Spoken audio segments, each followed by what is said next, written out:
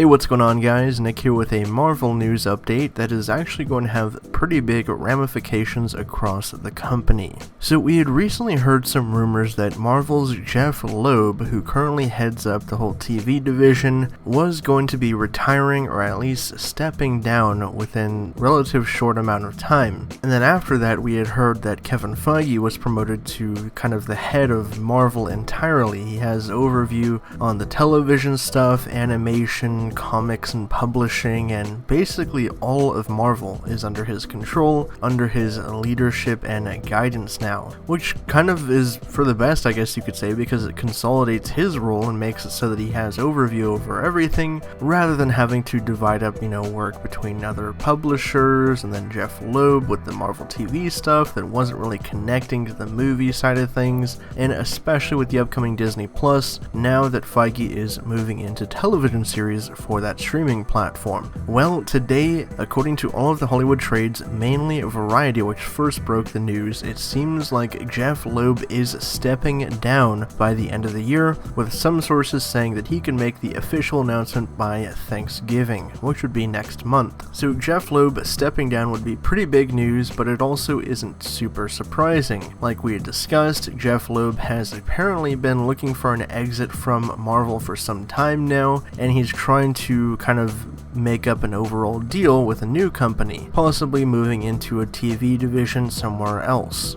So this would bolster Feige's ability to have full control over the TV division, because now he can place his own people in charge of that, which would make it much more canon to the MCU, because he'd have a direct say over what shows are produced, how those all connect to each other, and what their role in the storyline is in the overall direction of the MCU. Right now, in terms of streaming shows, you know about stuff like She-Hulk, Ms. Marvel, Moon Knight, Falcon and the Winter Soldier, WandaVision, Loki, and much more. And he already is dipping his hands into the animation stuff with Marvel's What If, which is set to be their first MCU produced animated series, which will delve into alternate takes of the MCU as we know it. Now, in addition to Jeph Loeb stepping down, sources also say that Ike Perlmutter's influence over Marvel is diminishing greatly, and at this point he seems to be in a very weak position according to insiders who spoke with Variety, and it seems like he's at his lowest point ever since running most of Marvel since Disney acquired them back in 2009, because if you guys remember, Marvel used to have a creative committee which was disbanded around the time of Civil War. The creative committee used to be people like Ike Perlmutter, Bendis, I think Jeph Loeb might have been involved with that, not sure, but they had a bunch of